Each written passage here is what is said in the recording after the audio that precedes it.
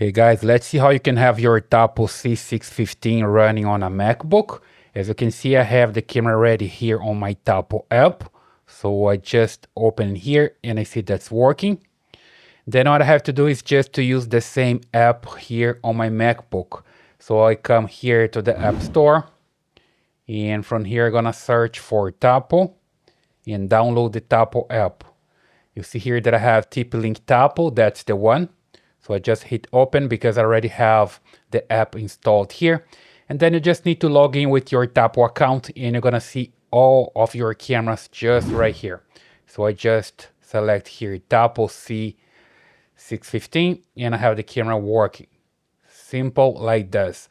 And from here I can control the camera, I can do whatever I want exactly the way I can do on my Tapo app on my cell phone. So super simple, and you can have this working from any location, okay? I have another videos here in the channel where I show how to set up the Tapo app and have your camera working in different devices like Alexa Show, on TV, and any different devices. You can just watch the other videos here in the channel and also leave your comments, subscribe, and I see you in the next one.